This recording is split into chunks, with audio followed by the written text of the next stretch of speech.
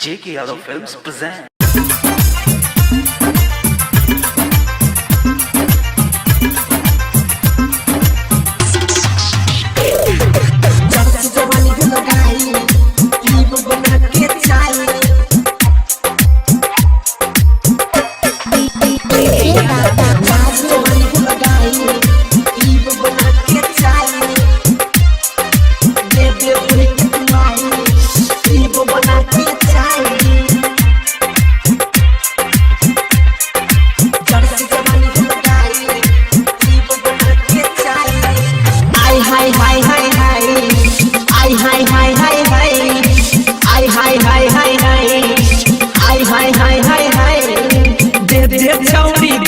बना के चाहिए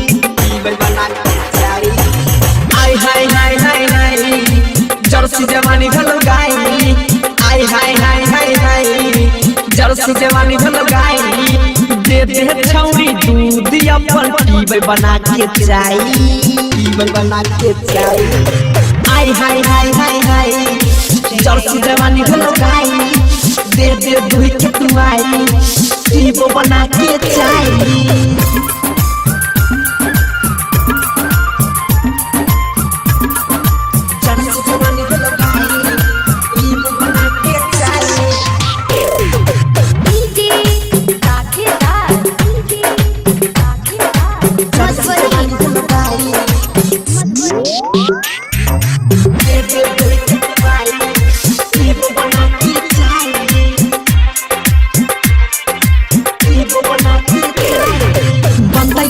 कबड्डी तोरा से छौरी के रोजो गिलास में गायरा के भोइरा तो दही हाली से ओने जोजो तो बना के चाहिए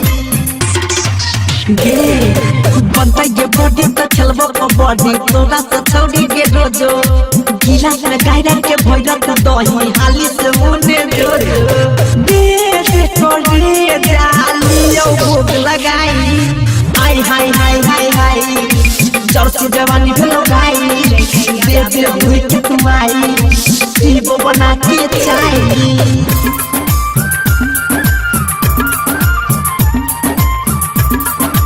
जर्सी जवानी भलो गाई पीबो बना के चाहिए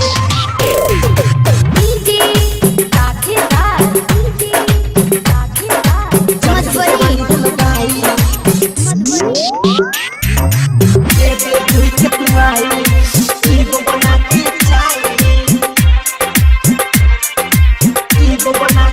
लगन भैंसी जैसे के छौरी गेला दुनू लटल सुनो चिंगारी के नजर में छौरी गेला चितू के खटल बना के चाहिए लगन भैंसी जैसे के छौरी गेला दुनू लटल जेके यादव के नजर में छौरी गेला चितू के खटल राधे आनंद के तुले साई बनाई आई हाय हाय हाय हाय जर्सी जवानी भलो गाई